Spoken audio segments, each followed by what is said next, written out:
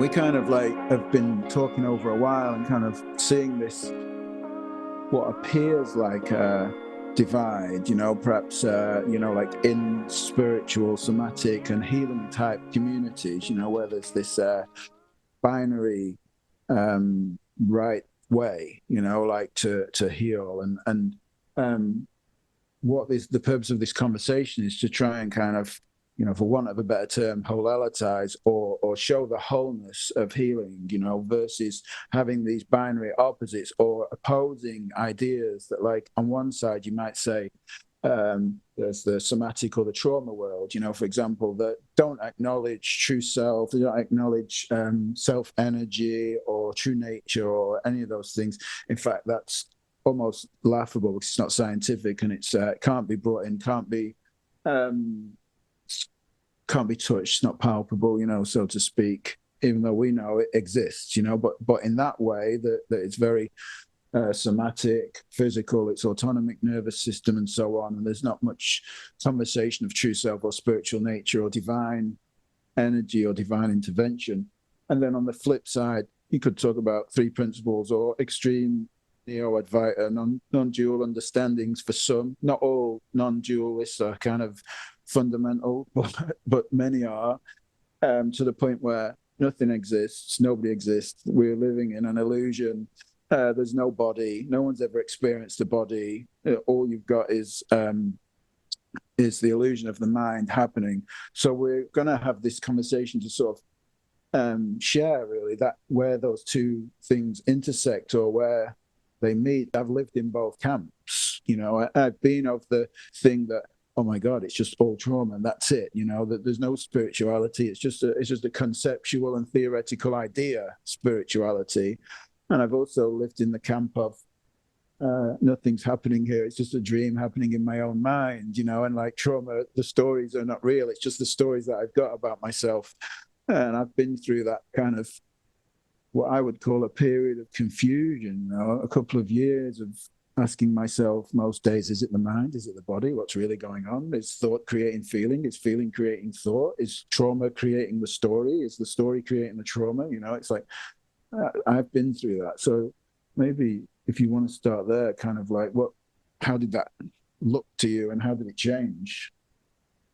Yeah, it's interesting. There's this, so in my experience, there's only wholeness, completeness, totalityness. But as humans, we binarize it and split it with our ability to perceive into there's only the spiritual or there's only the physical, or nothing exists, nothing's happening, you have no body, your past is a story, trauma is just a thought. And then you've got the polyvagal, you've got the bottom up, meaning that, our physical body has huge effect on our psychology. In fact, most information travels from the body up to the brain. You've got somatic. And so I love this conversation because one of the reasons myself and my wife co-created Wholality is to bridge the gap. Because having actually been a non-dual speaker and a three principles facilitator, and I'll put my hand up to this, I got completely indoctrinated into the top down, meaning, thought creates experience. I got very indoctrinated into the non-dual, meaning that, oh, nothing's happening, everything's just one big energy. And I'm going to read this out actually, because this is interesting. A smart person will change their view if new information contradicts their belief. An indoctrinated person lacks this ability. They are conditioned to dismiss facts. In my own indoctrination, I discounted facts. I discounted that trauma wasn't just a thought. I discounted actually life wasn't just all spiritual and not physical. So I had a lot of ignorance that I worked through in my own journeys through this. And then eventually Wholality emerged, which bridged the gap between both. And as a metaphor, we used to think there was matter. Then we discovered, well, matter is made of energy. And there's this thing, well, is it matter? Is it energy? Is it energy or is it matter? And actually, the truth is that it's both concurrently at the same time. So science called it wave-like matter, both as one. And actually, we are ultra spiritual, and there is just one power, but concurrently and at the same time, with no separation, we are that energy, that oneness, that spirit, that consciousness, humaning, that does have trauma, that does feel pain, that does have experience. And so when you kind of wholalitize it, you bring these extremes of spirituality and extremes of the somatic physical, and you bring them together. They are both concurrently true as one. Yeah, so we're talking about like what you just talked about is what in more abstract terms you would call the absolute and the relative. It's kind of and that's what you're explaining, the dance of the relative. I'm Jason in a body experiencing being human, which I will always be. I will never be transcending, as I say. I will never be floating around in the lotus position, with my palms up chanting om. It's like it's not going to happen. And but there's an absolute truth, like a knowing of a deeper truth, that's possible for us as human beings, an absolute truth, both of which are highly relevant to the healing journey. And as I see it, it's like without an understanding of the absolute, we're susceptible to perpetuating the trauma with the story, with a narrative. It's like we will live more in the suffering of the story. We will create suffering. We will perpetuate, for want of a better word, the physical and somatic sensations, of trauma response of the autonomic nervous system. And the opposite way around, without an understanding of the somatic, without understanding of trauma, we will try to our best to spiritualize away the truth of our experience as a human, and miss out on so much of the beauty. In my experience, I missed out on the beauty of myself, on the beauty of my sensitive, open heart that shows up, for me in day-to-day conversation with clients, presence with my partner, and in my life with my kids. That part of myself that I tried to spiritualize away as just a thought. That we need to see all of it, that all of it is relevant, all of it is essential, because with one half or the other half missing, it's like the outcome is that part of, like you're just either still suffering and pretending, it's like, or you're still in a lot of suffering and perpetuating the story, one or the other. Yeah. And the last thing I wanted to say was that my journey was the same in that spiritual understanding, teaching something, where you said about was it the smart person or the stupid person? I can't remember the words that it was in the little saying, but I was the person that was absolutely convinced that nothing existed, everything was just a thought, and so on. And I've even, somewhere out there on the internet, there are videos of me talking about this stuff and saying stuff that I really would not agree with today. And that was because I was unwilling to look for myself. The important part, the essential part of what we're talking about here is coming back to yourself and trusting and knowing yourself, right? And like feeling the wisdom that comes through you, not what I say, or not what you says, or what any understanding says, what non-duality or trauma or any of these things say, but like coming to a place where you can own your own understanding, you can share what makes sense for you, and it feels like it doesn't have to fit into any understanding or anything like that. Yeah, I think many understandings and teachings, they give you belief systems. For example, a belief system would be trauma is now just a thought, or experiences, or your experience is coming from your thinking. Another belief system would be nothing's happening, everything's a story, there's just one, so nobody could exist. That's another belief system. We have to separate belief systems from fundamental truths. And in my book, anything that is true is going to be a paradox. It's not going to make a lot of sense with your head. And the paradox, just taking physics, is that energy is matter and matter is energy concurrently, both at the same time. In fact, Einstein said it's to have both as one is an unfamiliar concept for the average mind. Okay. So when you take extreme non-duality or extreme three principles, nothing's happening, you can't be affected by the outside world, trauma is just a thought, everything is just a story. What happens, you're not embracing and seeing the whole, you're seeing one side of a polarity of seeming to, extreme spirituality than extreme Soma physicality. Now, there's not two, it's one in polarities, one in polarities. And what we have to do is we have to go to the middle ground and acknowledge that both are relevant.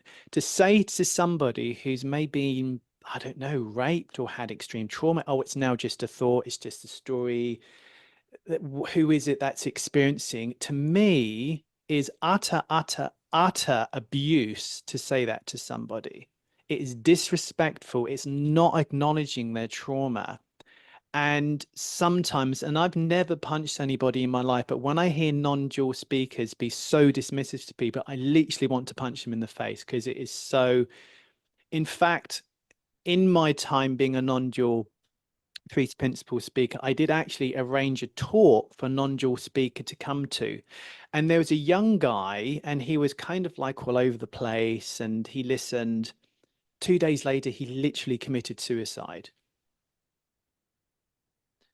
So the reason I'm being kick-ass about this is it's not just this, oh, everyone does the best they can with what they know, but it is harming people. Like, extremism is harming people. And when you go to the other side, that it's all physiology, it's all the nervous system, it's all the body, but then, like you say, Jason, that they're lacking that actually we are spirituality physicaling, and there's this bigger mind, this one conscious behind all things. We can get overly invested in the nervous system, the physiology, and we're missing this magic, this majesty, this profundity to life as well. So again, we have to come back to the middle, where both are coexistingly just as real, just as important, and just as human. Yeah. Like, I could make this video really effortless, but I want to challenge a little bit as well, because I think it'd be good for the people listening. Because many people have come to non-duality or three principles and had some form of awakening, epiphany, life-changing experience. And when you've lived a life of suffering, you haven't yet really deeply connected to yourself, but you found something that lightens the load, so to speak, or it gives you a sense for the first time of ease and freedom, from within your own experience. For example, your external life hasn't changed, but you've had some sort of realization that has made your life feel easier. You're no longer carrying the weight of your own mind, so to speak. Because this is what happened to me too. So in those moments, people do have a realization that kind of changes their point of focus from the external world, which is where they come usually. Oh, it's my wife, it's my partner, it's my kids, it's my job, it's money. If I only had money, if I could just lose weight, whatever the list to stop addictions, which is my work. If I've got these mental health struggles, the long list of things, and they want a how to, or to know how to, and then the point of focus changes to be introspective, what's happening inside of me, what's my own perspective here, what's going on, what am I projecting outwardly. So that's a huge shift for people, where life feels lighter and better, but then they stop. They go, this is it. This is the way, it's kind of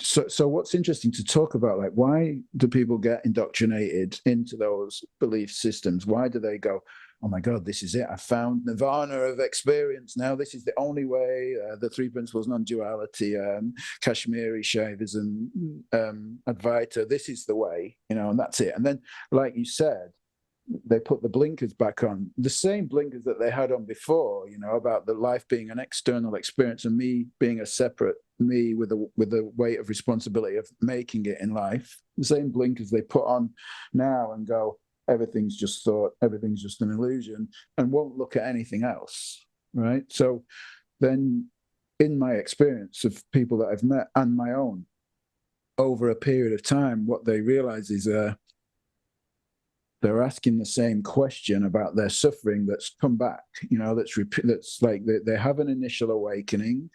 Life changes. They feel the relief, the weight of the world's been lifted off them a little bit. They find this period of bliss. And then after a while, 3 months, 6 months, a year, 2 years, they start going, maybe they find a relationship, something changed in life, that one of their kids starts struggling or something happens, and they keep having these reactions. I can feel it in my body. It's like, this thing happens when somebody says something, and next thing I just fly off the handle.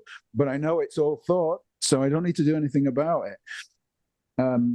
So they have something change in their life, and then they start questioning, well, what is this that shows up in my body? What is this autonomic reaction to stimulus that happens in the moment?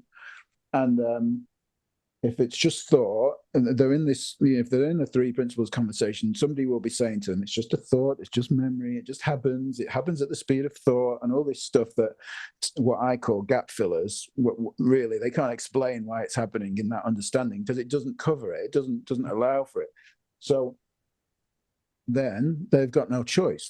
That's life doing its thing, right? It's life kind of forcing them to look further inwardly, beyond it's just all spiritual, it's just all thought, because the thing is showing up in the body. So it's life's way of waking you up. But my question was, sorry, I went off on a tangent, but about people getting caught in that belief system, and understanding that it is a belief system, even though in those understandings there's words used like this is truth, capital T truth. This is something that relaxes our own kind of bullshit filter. Oh, it's truth, then I must believe it to be truth. And it's not a belief like everything else, it's the truth. It's not truth. It's not capital T truth. It isn't an absolute. It is just a belief that's being sold to you, right? Yeah, well, again, to be self-deprecating, in the height of my own idiocy, Jason, I completely dismissed anything that didn't corroborate with my belief system, but I didn't know it was a belief system. I thought it was a truth. So for instance, thought creates feeling, or you're experiencing everything via thought. I didn't see that it was a conviction is a strong belief system you're completely incapable of questioning, because it just is. I was convicted because I was so indoctrinated into the top down that cognitive everything, thought creates experience. I didn't even question it. And if anyone questioned it, I thought they were completely mental. So this is indoctrination. And there's not just the spiritual field. I mean, archaeology, there's proof that history isn't what we think it is. There's so much evidence to show actually there's advanced civilizations way before the narrative of history, but we're indoctrinated. And the problem is that humans like to be comfortable. They don't like to be uncomfortable, apart from a few. So when you get comfortable, you stop learning. Being comfortable is the death of evolution. Uncertainty, which is uncomfortable, is a portal to see and go deeper. And from my experience, people are unwilling to be uncomfortable enough to advance their own evolution. And so I guess for me, it took a complete and utter life crash, moving countries, changing jobs, a wife who cheated on me, like a huge upheaval for me to question my own beliefs. And in humility, I was able to break my own conviction and start questioning what I believed. But that's like a big shakeup. And often people need a big shakeup to get them out of the comfort zone to start experiencing again. Like, they need a big shakeup, but it also says that it's possible, right? That because a big shakeup is the instigator of that questioning self and questioning experience and questioning what I believe, says that particular event looks like it starts that kind of self-questioning, but it also says that that's possible at any time, and Yeah. For you currently that was the instigating event, but for anyone else that's listening, you can do this at any point you want. It's like, you could save the hassle and just do it. Yeah. yeah. I wrote in my book about tragedy. I wrote in my book about if tragedy has the ability to have people drop years of resentment and so on, and just have, you know, like, what, for example, somebody gets terminal illness and they've got a strange family, and all of a sudden they come back together after years and years. You know, if tragedy has the ability to bring people together and to drop resentment and bitterness and anger that's existed in feuds for years, then you can do it at any time. Yeah, for You sure. know, because it doesn't require the event to happen. And the same in this case. You know, you can do it at any time. And one thing about this is like, you know, like when I first went to 12, I think I had an eye for indoctrination pretty quick, you know, because I'd been in 12 steps for so long. And after it took me 22 years to realize I've been indoctrinated, repeating things coming out of my mouth that were not true, you know. And so it happened pretty quickly in the non-dual and free principle stuff that I didn't want to subscribe to that community. I wanted to really be myself. You know, I didn't want to fit into any understanding anymore. And I knew that that was risky, so to speak. And I think we both agreed on this, kind of like people talking about us and different things and criticizing and so on, like they do in the community when you kind of become a little bit of an outlier, you know, and share your thing. But I used to hear people come to 12 steps and say, I just wanted to belong my whole life, and now I belong here. So there's this feeling of camaraderie in community and commonly held belief systems that we're talking about here, like community, where there's a community, three principles, non-duality, Advaita, somatic, trauma, and so on. There's commonality, and there's this feeling of belonging to something.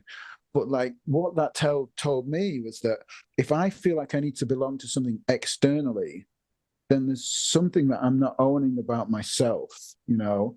And when I'm willing to show up for myself, when I'm willing to say yes to myself and question what sounds like bullshit and so on, you know, it's kind of like, because there will be stuff around you if you're in a community that doesn't quite fit and you probably never questioned it or never wondered or never been willing to stick your head out of the parapet, so to speak, and say, this doesn't fit for me. When you start becoming willing to do that, right? It's like, that's to me a journey deeper to yourself, no longer needing to belong or fit in or subscribe to something where there's a community, but owning your shit and being yourself and being true. And the feeling of authenticity that comes from me from that is it's priceless. You know, it's much more valuable to me to be myself than it is to belong to any understanding or fit into some community, you know, and the feeling of that for me is immense. You know, I feel so good. Like there's nothing's going to suck me into some new way. If you ever hear me sharing, this is the way and this is the new way, and I've now got it, you know, you can feel free to come and give me a slap, you know. Yeah, well, I think as humans, we crave connection, and it's a fundamental, like food and shelter. It's a need for people to feel belonged, to feel loved, to be part of something, to have a community. And this isn't good or bad. It's just part of what it means to be human. And so I think people will innocently and naturally bypass the deep inner gut they've had because they want to stay within the boundaries of a community, because they want to be liked, because they want to have security and peace of mind. Like authenticity isn't about being positive, it's part of it, but authenticity is actually following that gut, being able to be uncomfortable, not following the crowd, unless it's authentic for you to do that. And it is being able to question your belief system. And when you reach this point of evolution or consciousness, you are able to question your beliefs. Shit happens, meaning that you find that often your friends weren't your friends, and you find that the community doesn't like it, people don't like it. And no disrespect, but most people are a little bit like sheep. There's not that many people who aren't, and they want to conform and be liked and just have security. So if you really want spiritual evolution, you're going to have to get okay with people not liking you, not necessarily having a community, creating your own way of doing it, and not being attached to needing people to like you. All your teachers aren't your teachers anymore. And there's this space of uncertainty and loneliness. And I mean, I know I'm painting a dark picture here, but I always thought that spiritual evolution was warm and fluffy. And from what I'm understanding, the paradox is that you feel more one and entangled within a greater whole, and you feel more loving, but at the same time, there's less people who resonate with you. You look out at mainstream spirituality and it all seems a bit crazy. Like I was looking at Facebook and it was a law of attraction and it was all about, you need to be grateful and positive all the time. And I thought, well, that's extreme spiritualism, because as humans, we will ebb and we will flow, and we will feel empowered and unempowered, and we feel positive and sometimes we feel negative. This is normal. But mainstream spirituality is the cheerleader for positivity and being joyful. And actually, that's just one part of the whole of humanity. We can do the reverse, and we need to do the reverse. The dark night of the soul, you learn more from going into your darkness than you will from playing around in the light all the time. You would learn more from being humbled and brought to your knees than you would be being successful all the time. There's a wholality to life. There's the light and the dark. If you want to be light, you have to be in the dark to understand the light, and vice versa. But mainstream spirituality is championing the light. And so you start looking out at mainstream spirituality and you see the whole thing is really quite crazy. And people bypass the bodies. They feel that negativity or the darkness is bad, that they're doing something wrong if they're not happy all the time. There's this extremism towards one end of the one spectrum, and a refusal of deep inner hurt, refusal of that trauma exists, refusal that actually challenge and suffering is part of the whole and it is needed.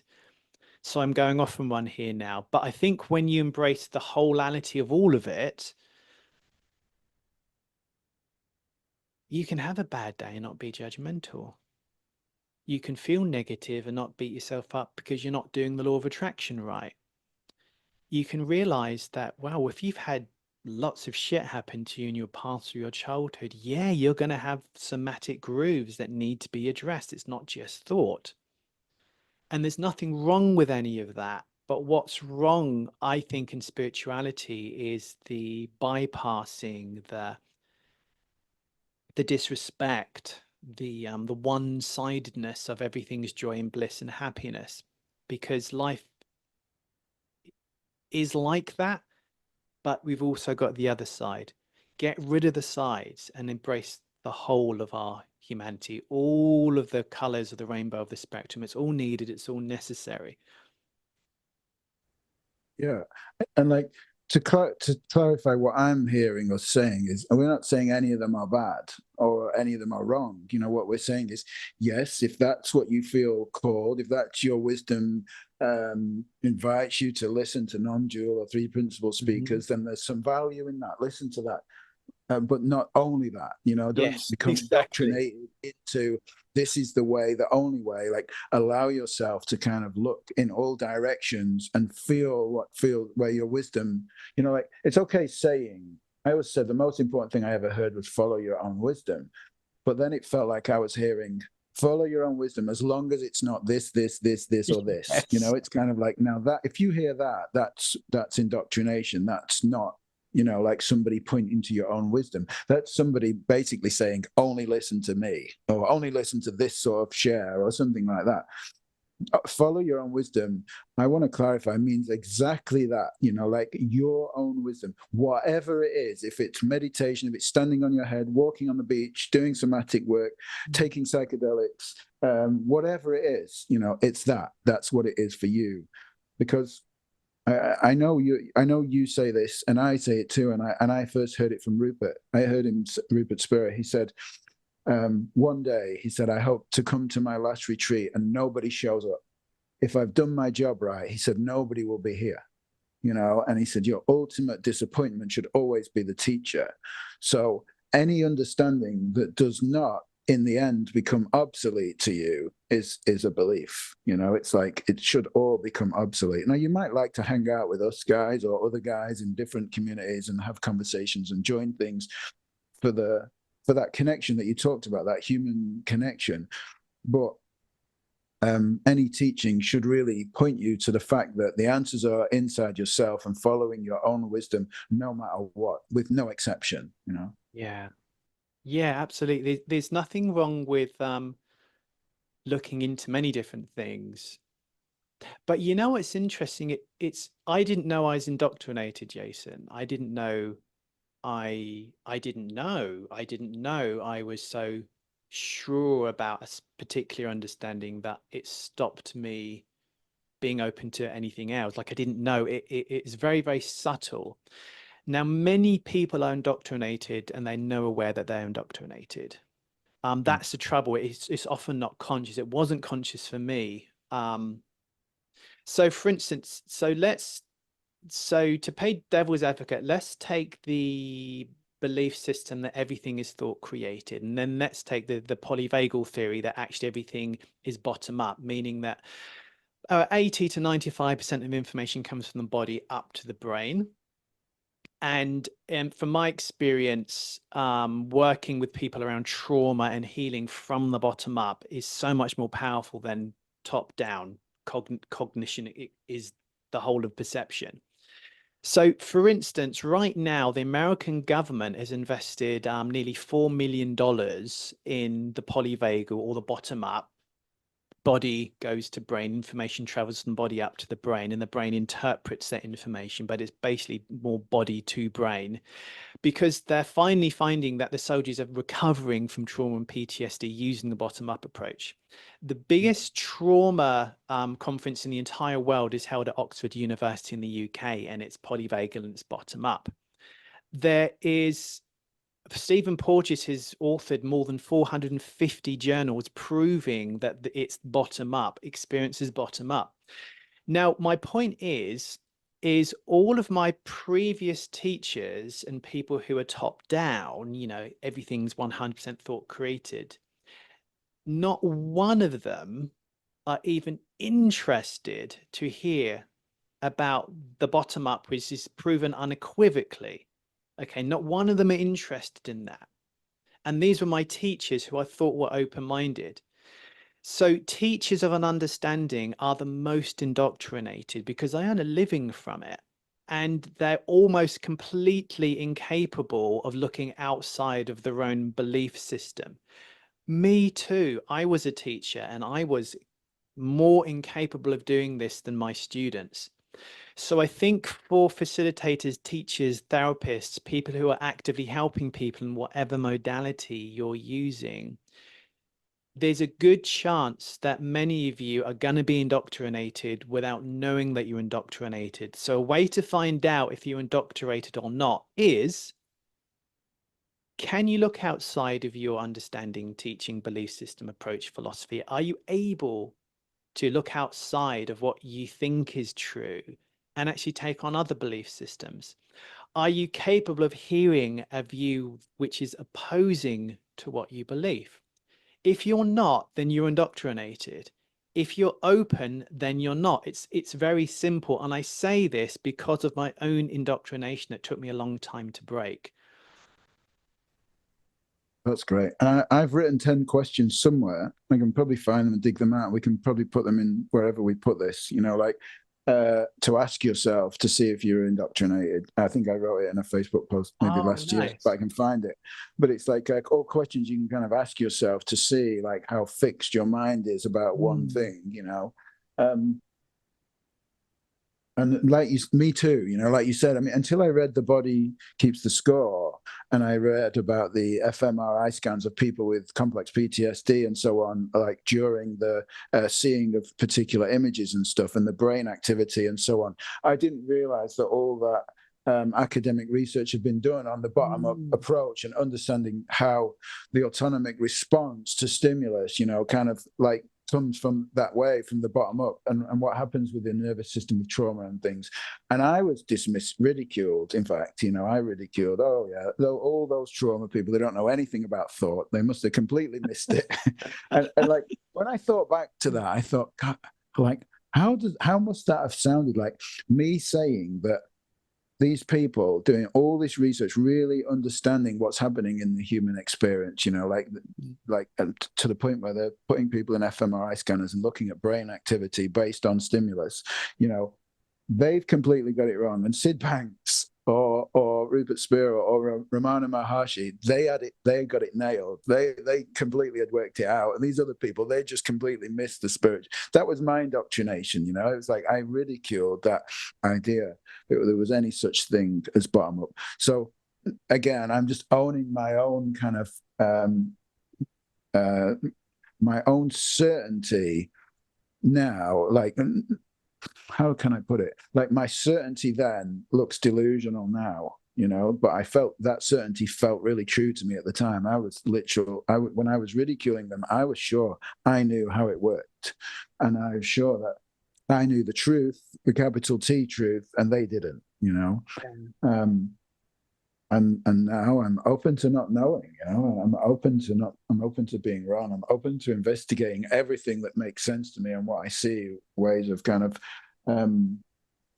feeling into the human experience, and being myself, meaning that all my trauma responses, my reactions, my autonomic kind of things that show up, like just being in my life experience, and it not having to fit into some understanding, and not making it wrong, not making it right, but just living, and being alive, I guess.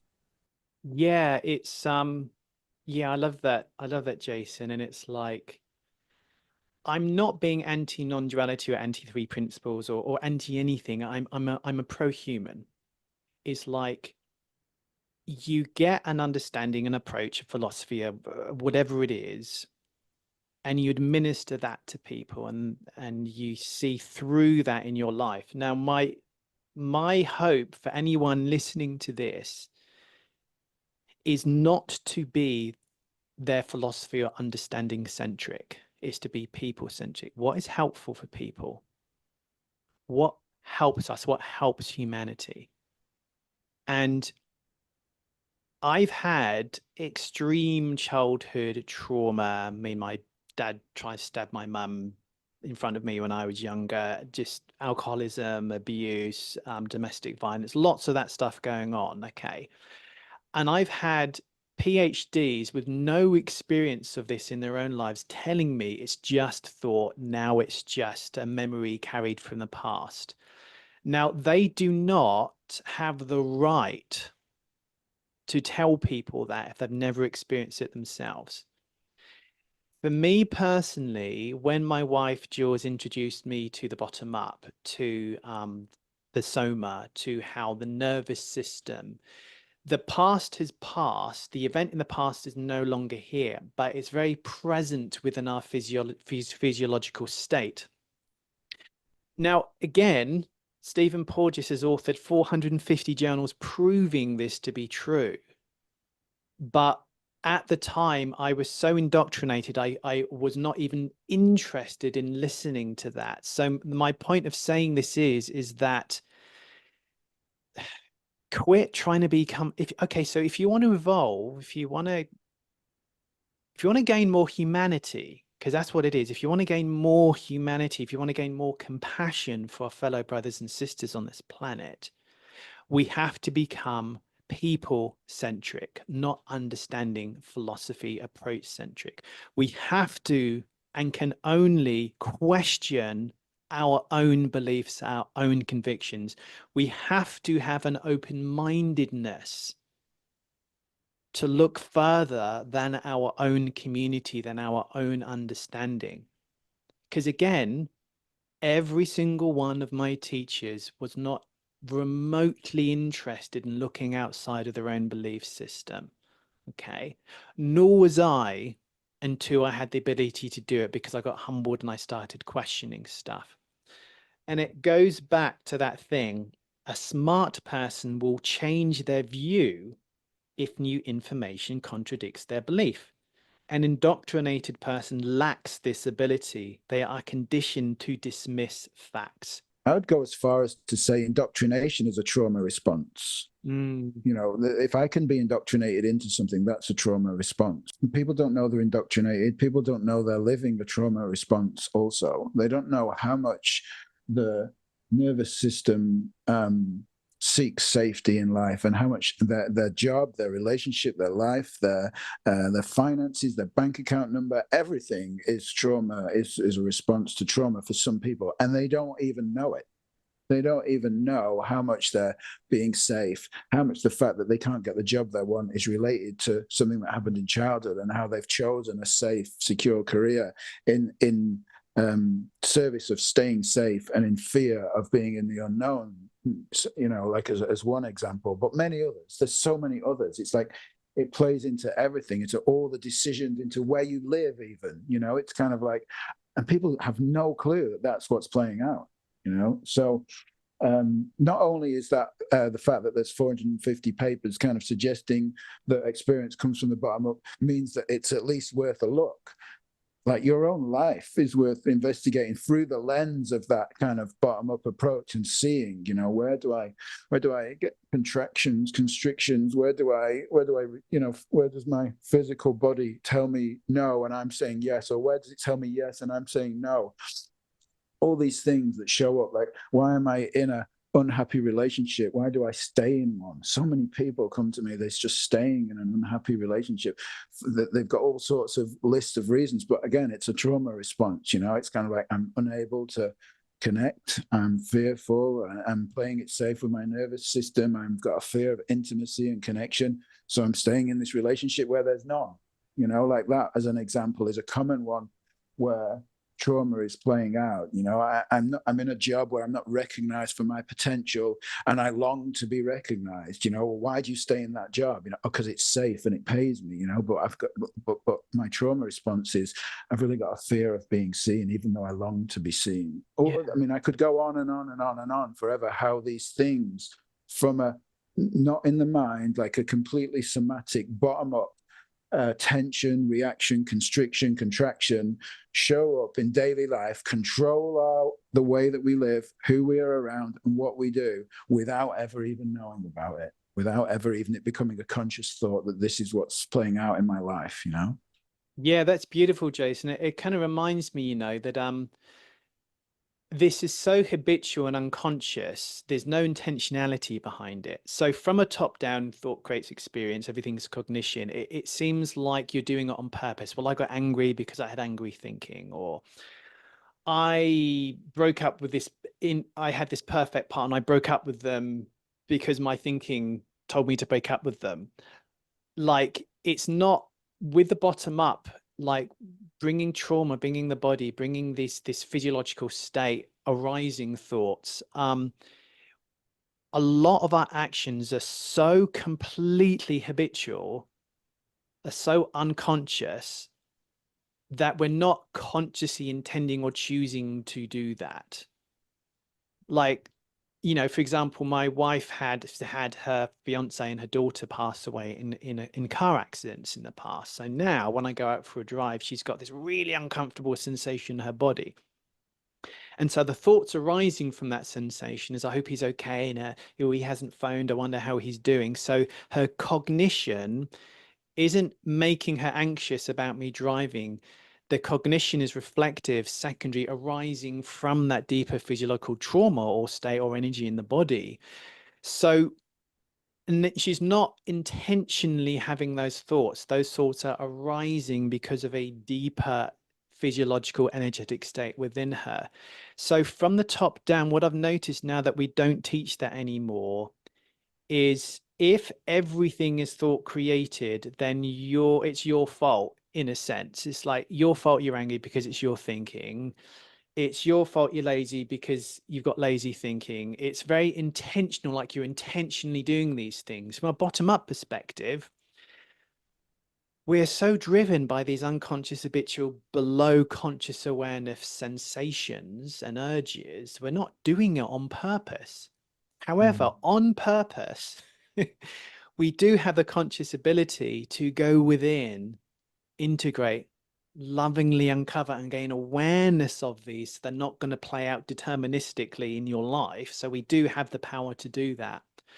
But when we started teaching the bottom up, we noticed like this 90% drop in self-judgment of our students and our clients, because they realize they're innocent in that they're not intentionally choosing to react. They're not choosing to be traumatized. They're not choosing to be triggered by stuff. It's this physiological response before cognitive awareness.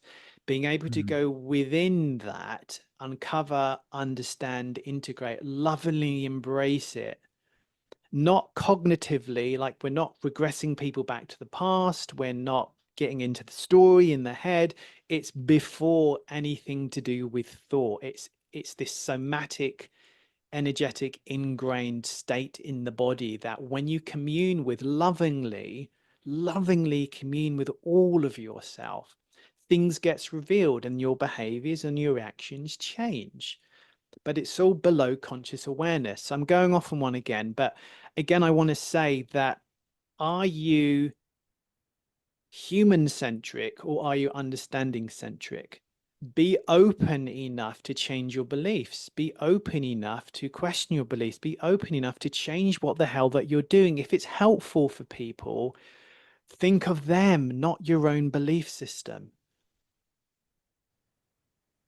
Yeah, that's a beautiful experiential way of explaining, so people can see for themselves that, I mean, I think we're aligned in how we work and teach, you know, it's like, but also think we talk about things slightly differently sometimes. And, you know, like the way I would say what you just said is like, thought for me is the messenger is telling me about my somatic state, you know, it's kind of like, it's not creating it.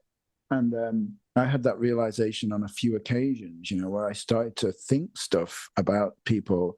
But then I started going, well, what's happening inside of me? You know, it's kind of like I could feel this tension, you know, in my body. I went to an event and I started looking around the room going, I don't like these people. They're not very nice. They're not really my type. In fact, I wouldn't even hang out with them. In fact, they're all like posh spiritual seekers. Maybe I should leave. You know, it's kind of, that's how it came to me. And I thought, like, hold on a minute, what's really going on here inside of me? And my body was so tense and kind of full of anxiety. You know, if I was like in my old understanding, I would have gone, oh, it's just because I'm thinking bad things about these people that I'm feeling tension, you know? Like when I picked that up in a somatic investigation, and my work involves like questioning parts, you know, like in IFS and internal family systems, we talk about parts and we talk about having dialogues with parts, you know, communicating. Well, what's that tightness in my chest doing for me? It's keeping me safe. What are you there for? I'm here for safety. What are you protecting me from? I'm protecting you from connecting with people, because vulnerability is unsafe, you know. And always the somatic response will be in service of safety. The biological organism, the human body, you know, is wired for safety. So the autonomic nervous system is programmed for survival first, safety first. So get me out of this event where it feels scary makes complete sense when the somatic system is on edge. And like, you know, because in my early life, if somebody loved, I can identify with the car crash stuff, because that was what happened to me. My dad was killed in that way. So love was always unsafe. So the potential of connection with people then brought up this dysregulation within me, which just felt uncomfortable, and then came as these thoughts, get me out of here. And if I would have left, it would have been a relief, because my somatic system would have relaxed and gone, there you go, we're safe again now. You know, there's no chance of any, you know, because if you love somebody, if you connect with somebody, then you have to feel the terror of abandonment, you know, the loss of a parent, so to speak. You know, that's kind of what was imprinted, so to speak, you know, on my nervous system.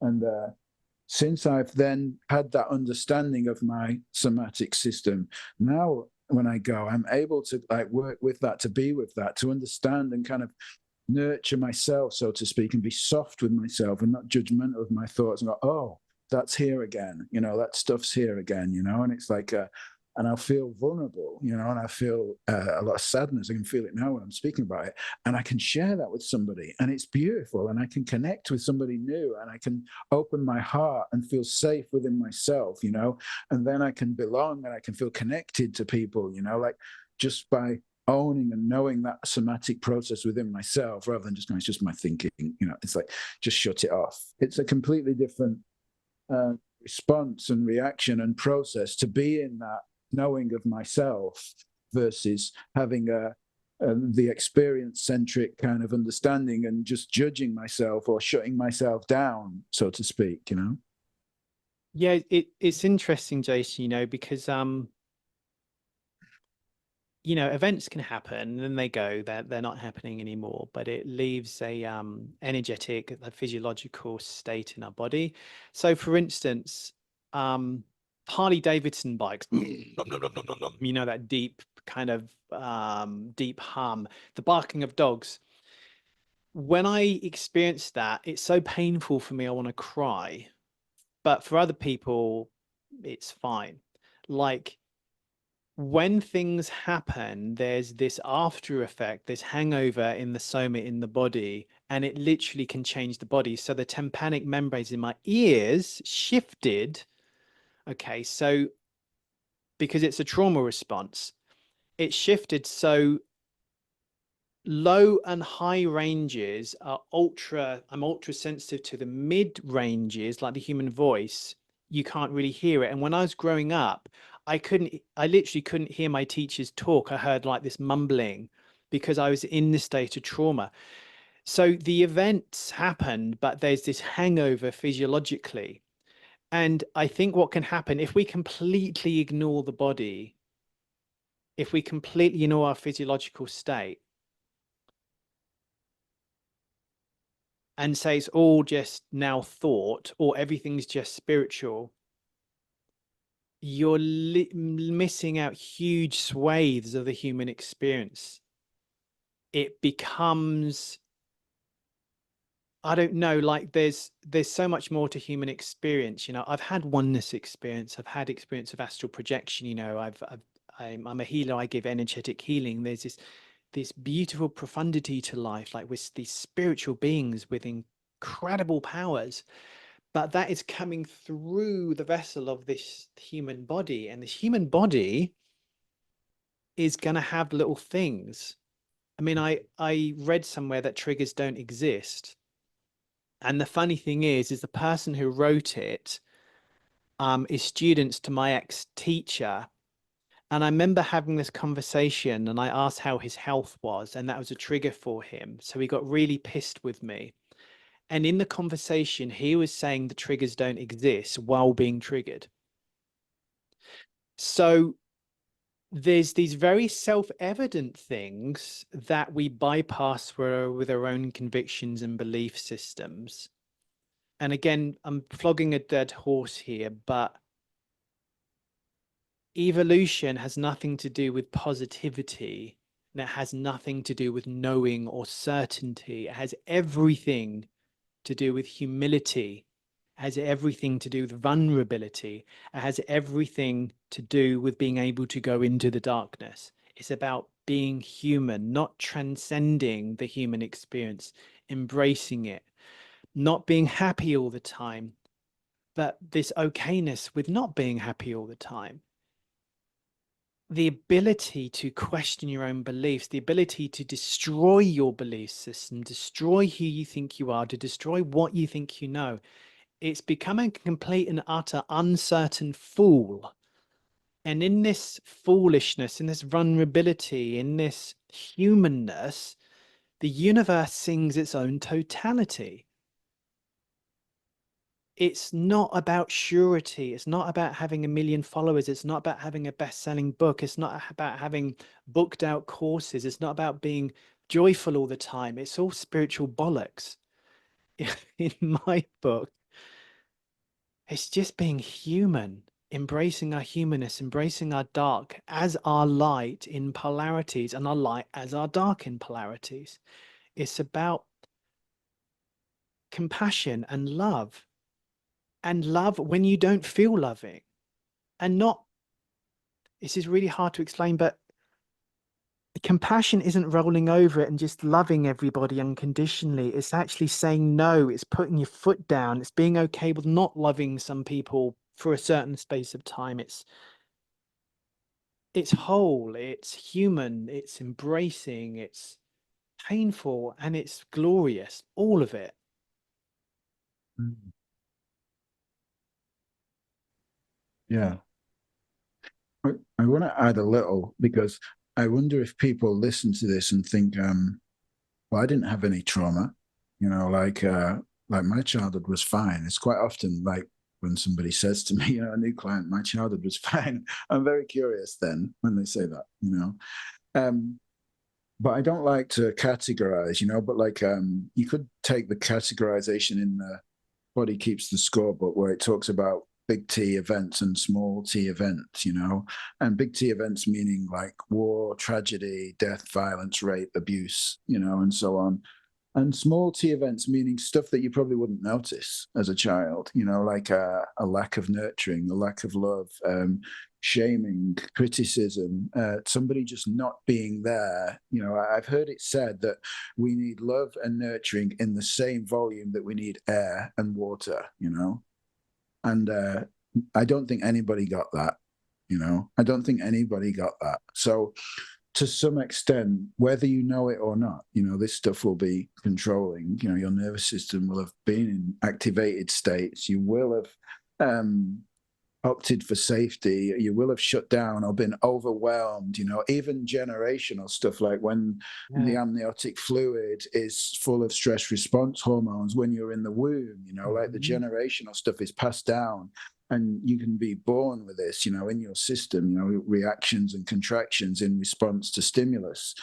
So even if you think you didn't have anything, there's probably a lot of stuff there that happened. Now, like you said, you don't need to go fishing for that stuff, you know. Like the way I work with trauma is what's showing up right now in this present moment. Like what is happening right here and now when we stop, when we switch on what I call selective inhibition. I stop fidgeting, I stop reading, I stop distracting, I stop moving my legs around everywhere, and I stop doing all this stuff, and I just sit in the present moment in reflection to another person.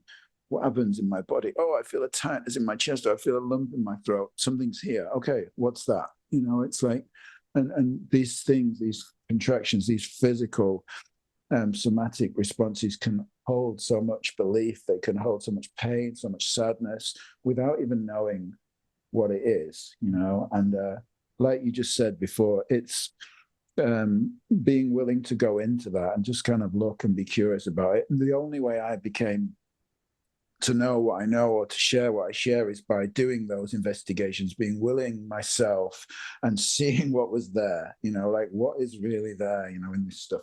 And so much more than you could ever possibly imagine is there, you know, is in the somatic responses of the body to the stimulus of life. You know, it's controlling so much.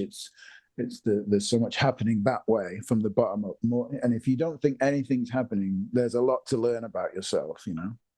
Yeah, I love that, Jason. Yeah, we don't have to have a big T event.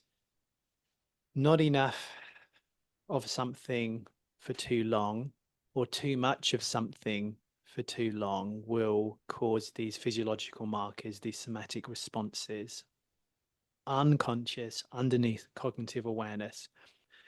And some of the, actually, no, I want to swap the word trauma for humanness. Some, because we're all human, we all have these, we all have this going on within us, and some of the most human people haven't had any big T trauma. There's this disregard, lack of love. It could be not being the person the parents want. It doesn't have to be rape or torture. These small things over a long period of time can create a nervous system that seeks safety. These reactive behaviors coming from this sense of unsafety, from a sense of not being good enough, the sense of not being seen, you know, just not being seen as your own unique entity as you're growing up will be enough to create a whole bunch of unconscious reactions and urges, belief systems. And like you're saying, Jason, who you decide to be with, where you live, what job you do. There's all these very unconscious things going on that you're not consciously choosing to do, consciously choosing to react. You're not consciously having the thinking that you're doing. It's all below cognition. And to be honest, until there's a willingness and an openness to dive beneath the waves of our thinking and go to the root arising of where it's coming from in the first place, they're going to keep like a puppet. You're going to just keep reacting from this space without awareness. We have the consciousness to become conscious of this. It doesn't involve going back to the past. It doesn't involve talking about the story of it. It involves, like you say, Jason, right here, right now, in this moment. Let's go within. Let's understand these very human movements of energy and physiological states within us, and let's open a communion, see what's going on. I was just thinking, to make this conversation complete, we've talked a lot about the relative, and not so much about the absolute, and I want to add that bit, to this kind of exploration that we're doing of like how trauma shows up and the physicality of it and the potential it has in our lives and all the stuff it drives us to do without us knowing about. But what about the absolute, like the absolute truth, of I did quite a bit of research on stuff that Stephen Porges had said, and somewhere I found in his term neuroception that he talked about that somatic reaction happens to stimulus, and the story, then, this is where the absolute comes in for me. The story perpetuates the suffering, the narrative that we create around it perpetuates it, and intensifies the somatic reaction, So this is for me where my work is like meeting the world of trauma, meeting the world of absolute truth, of spirituality, of non-duality, of three principles, of whatever you want to prefer, is that without the terms, without the concepts, suffering, the concept of pain, the concept of depression, of anxiety, of whatever these things coming, what we have is what you would call residual energetic contractions of the nervous system, but then I, in my innocence, in this conversation that we're having, perhaps where people have been too heavily invested in the trauma, have made up this narrative, oh, that's my when I was 3, this happened and blah, blah, blah. Again, I'm not like ridiculing somebody, but that's the innocent kind of connection that they've made and then perpetuated the suffering with the story. And when you're deeply invested in the narrative of being a trauma survivor or a victim, either, whether you think it's good or bad, doesn't matter. It's like when you're deeply invested in that story, then the responses, the somatic responses, and your reaction to those somatic responses, i.e. the way you live your whole life, will continue regardless, because it's where you can awaken to the story. This thing happens, it's kind of like, and I know that this stuff is an imprint of the past for me, it's kind of, but I'm not telling this story like completely naively that this is happening right now because of that, and I've not created this whole narrative around it. I needed to let go of that narrative to see how I was innocently perpetuating my own imprints, how they showed up, they happened. I then told a story about them and they stay longer, they suffer longer. And I tried to find all the ways to heal them, these things that happened to me. But that's not really what we're saying here. We're saying that stuff happens, as a residual response to stimulus. And the less narrative we've got about it, the more we're able to just be in it. Oh, this is what's happening. I feel tension in my, and so on. Then that's where the healing comes, right? Not in, and I just wanted to acknowledge that part of absolute truth in the healing journey. It's important to know, like where we're perpetuating our own suffering, where we're keeping alive our own suffering, our own part of the story, and so on, through that innocent connection to what happened and the story I'm telling about it. Yeah, beautiful. okay, like you've said, Jason, we kind of been talking more relatively. So if I can talk more extremely non-relatively, absolutely, for a minute. In response to what you were saying, which I love listening to you talk. There's like one universal intelligence or consciousness, and it purposefully creates a sense of separation for it to know itself. It's not by mistake. And as the one seemingly separate, as you know, Jason there and a Rudy here, we completely on purpose think that we're separate, as it needs to be for it to experience itself. So not doing anything wrong. The separation isn't wrong. It's okay, the sense of separation isn't wrong. It's just absolutely needed for the one to experience itself through the uniqueness of us. And through the uniqueness of us, we're going to have a story. We're going to have a self-narrative, because we need it to appear separate for the one to know itself. So again, we're not doing anything wrong again. However, for healing, from my experience, and this is just my perspective, we don't really have to understand the story or identify with the story unless we want to, and that's appropriate too. Healing isn't healing the past. Healing is healing in the present. So the past has happened, okay? And again, we can talk about it because sometimes it's helpful. But right now in this present moment, there's like this physiological, energetic state in the body as a hangover from the past, whereby you could call it somatic markers.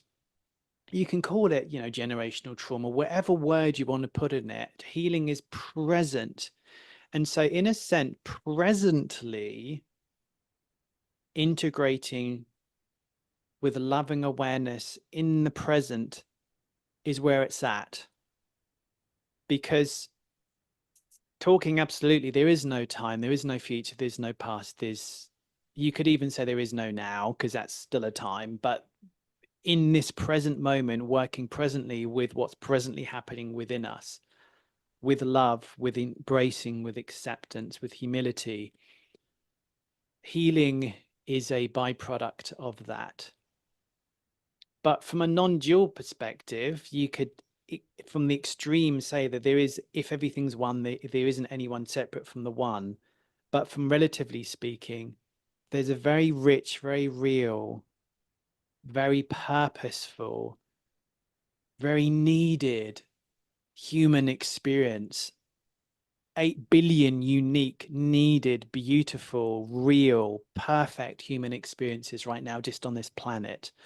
All of them are unique, all of them are needed, and all of them are real, and all of them are perfect just as they are. So to be able to embrace our uniquely perfect narrative within the one, I think is beautiful. I don't know if that made any sense at all. It's very hard to put into words. Yeah, it sounded exciting when I was listening, because I thought he's kind of talking about bringing the light, the darkness into the light, right? You know, it's kind of like allowing the light to shine on that which is, you know, whatever's happened has happened, you know, and it's not happening now, but it exists within us. And like facing ourselves. One of my favorite saying is the hardest thing you'll ever do is meet yourself. And I mean that in a way that, like, all your vulnerability, you know, and all your darkness and all your sadness, you know, meeting that part, that's the part that people want to avoid. They don't want to face, they don't want to bring it into the light. But to see how beautiful that is, you know, see how beautiful your sadness is, your anger, your momentary reactions and so on, all of that, you know, is part of you. And that's what I mean by meeting yourself and going, yeah, this is what's happening for me right now. This is what's showing up for me right now.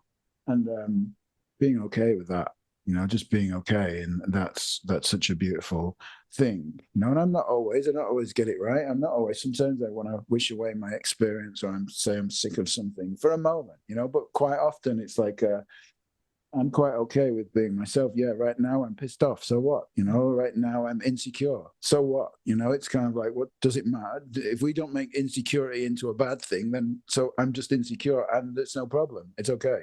Exactly. It's a very beautiful and intimate knowing of yourself and your dark places. You know, it's kind of like, and being okay with those, you know, and not trying to find this nirvana of blissful experience that doesn't exist anyway. You know, it's kind of like, it just exists as an illusion of a suffering mind that believes in separation, right? In the absolute language or way of talking about it.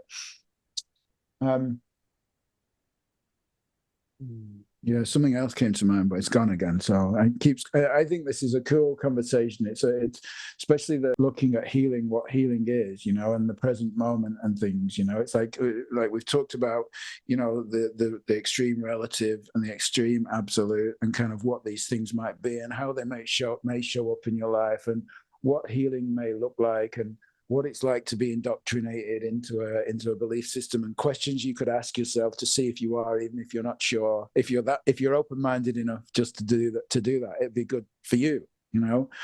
Yeah.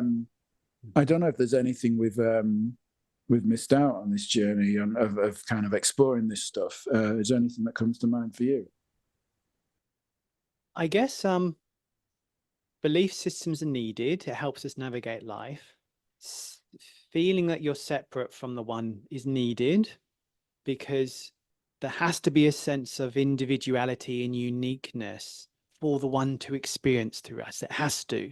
And being able to acknowledge, you know, going within, it doesn't just mean clearing your mind of extraneous thoughts. It means honestly, authentically going within the sensations of your body and lovingly embracing, accepting all of it as part of the one, is the most beautiful and human thing you can do for yourself and for other people. When there's no parts of you that is unacknowledged, no parts of you that are bypassed, no parts of you that are the ego, the shadow self that you need to destroy.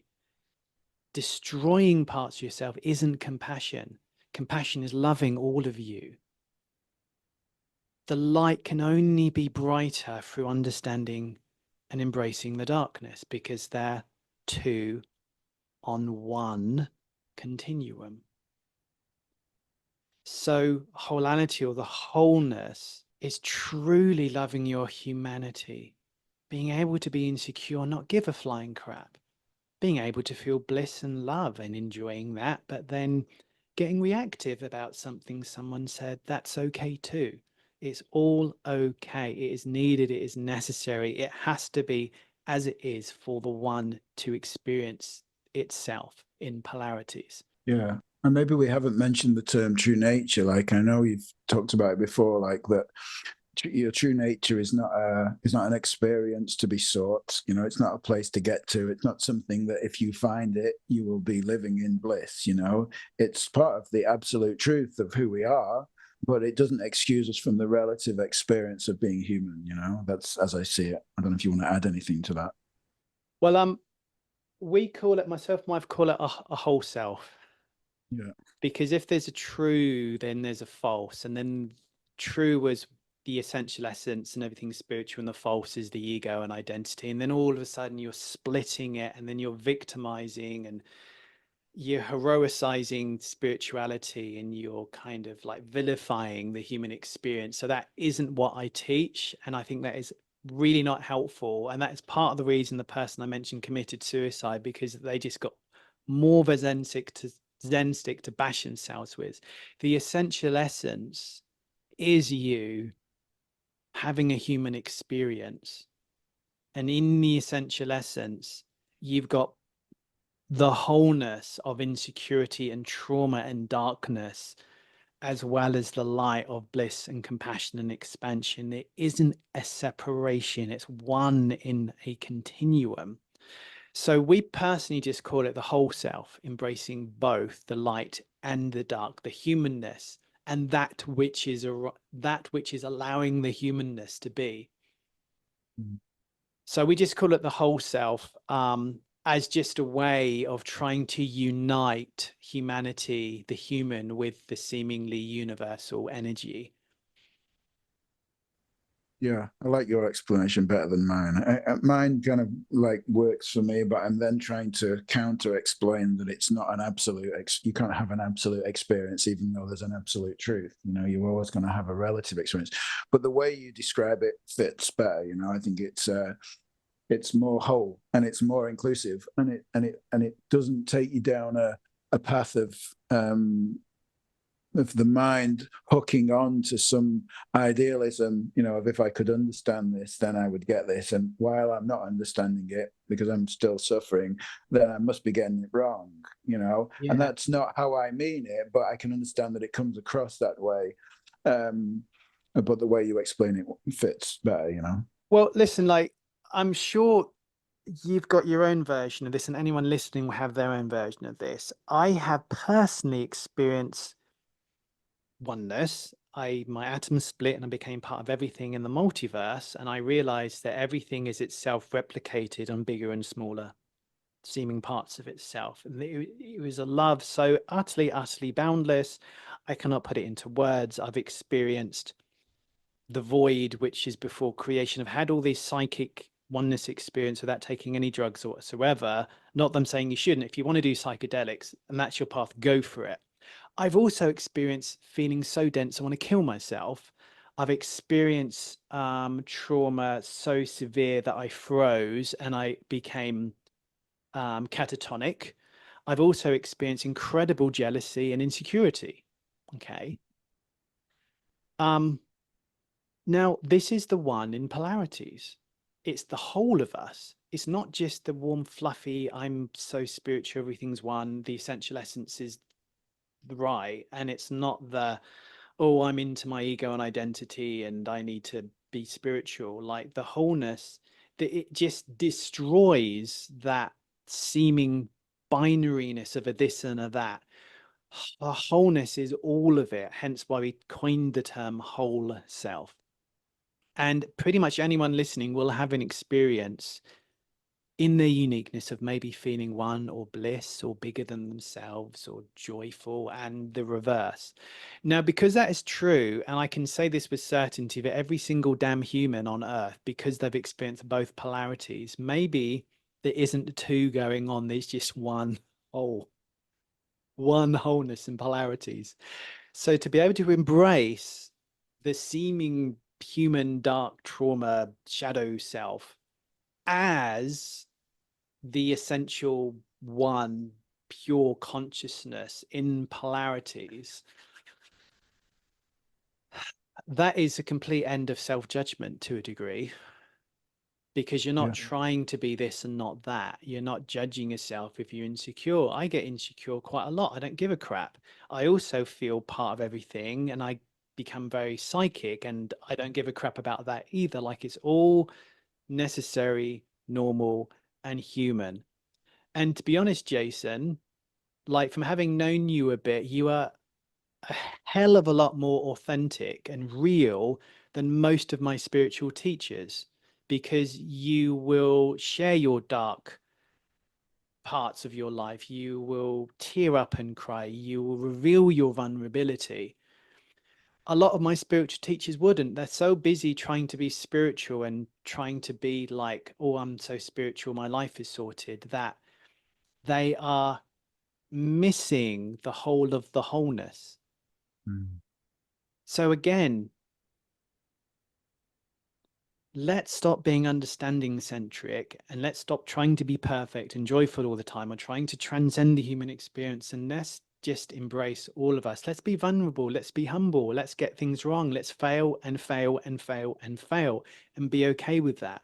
Let's have a bad day. It's all okay. It's all the polarity of the one. It's all okay. And in that utter unconditional embracing of our humanity, the whole of our humanity, compassion and is a natural arising from that. Authenticity is a natural arising from that. So let's be morons together. No, let's I don't know, let's accept, yes, I have trauma. Yes, I'm dealing with it. Yes, sometimes I'm going to explode. And yes, sometimes I'm not going to be the best partner in the world. And other times I'm going to be very loving. It's all okay. Like, it's okay to be freaking human. Beautiful. I think that's a great we could probably go on all night, you know, like so many different things arise in this conversation, you know. I was just thinking about what you were talking about was opening the heart, you know, anything that opens your heart more, anything that opens your heart to just feel, to be connected to life, to feel others, to be present with others, you know, like owning your own sensitivity and that stuff is really what we're pointing to here, you know, because when you're experience centric, you know, part of you is shut off. Your sensitivity, your vulnerability is not it's not there, you know. It's kind of like you've got an idea of what it is you want to say, and you want to be forceful in getting people to understand a certain thing, even under the guise of not being forceful, you know. Don't listen to a word I say, but here's everything you should do, so to speak, you know, like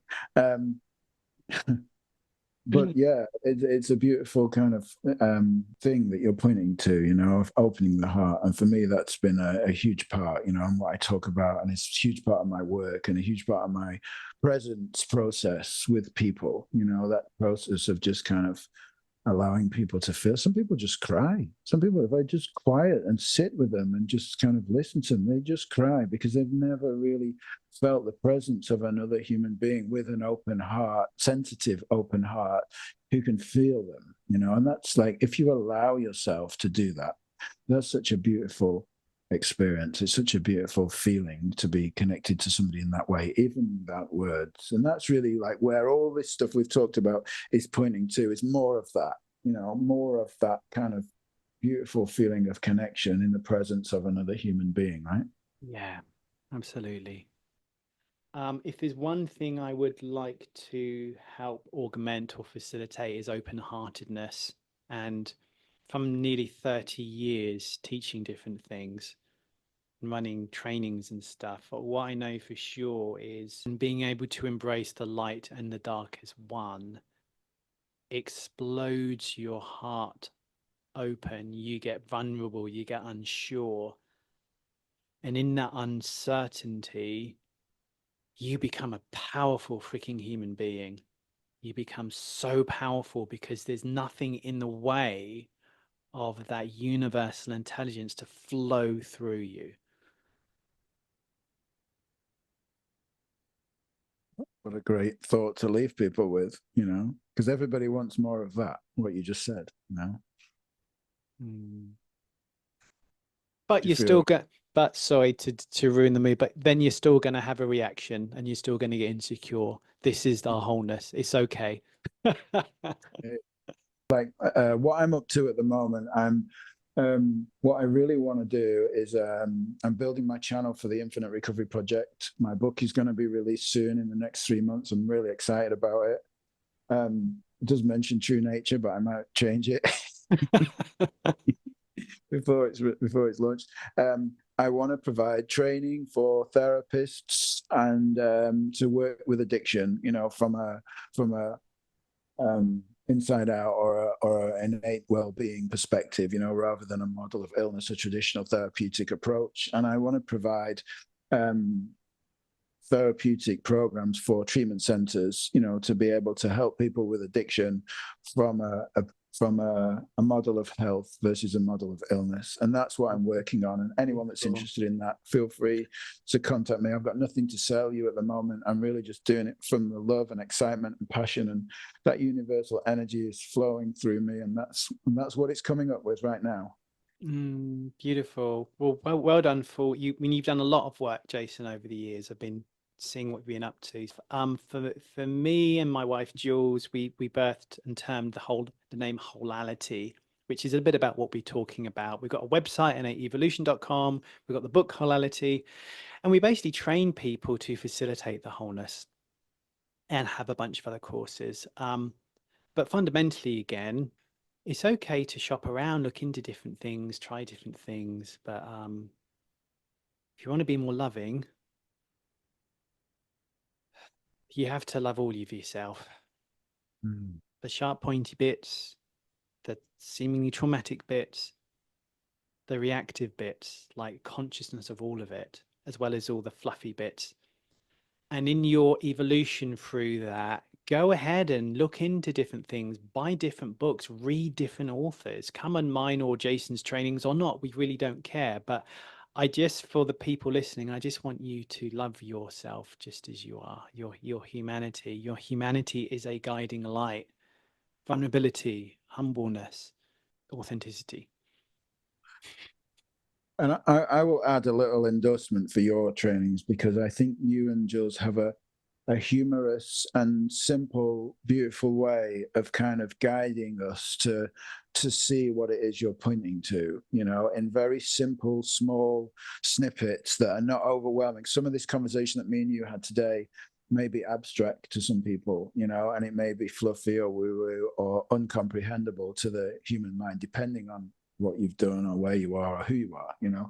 But in Rudy's trainings, you know, like the one that I went through, like I was listening to these small snippets and sound bites and little contemplations and humorous conversations about real life experience between you guys that were funny, that I could identify with. But I really got to see that kind of like, especially when you go into kind of like waves of energy and experience and frequencies and so on, that like before I did kind of, it's not that I didn't know about them, I did, but the way you explained them cleared stuff up for me, you know. And I thought for anyone who's interested in that, it is a very comprehensible, digestible, kind of delivered in small parts, easily understandable journey that that training that I did, I can't remember what it was called, but was, you know, so I would say it's a great journey for somebody who's interested, you know. Okay, well, thanks so much, Jason. I appreciate it. I hope this is helpful to anyone listening. Me too, yeah. I'd love to know how it lands. If you want to, wherever it goes, if there's comments, questions, you know, always open to reactions and what people think. Yeah, we'll love to hear from you.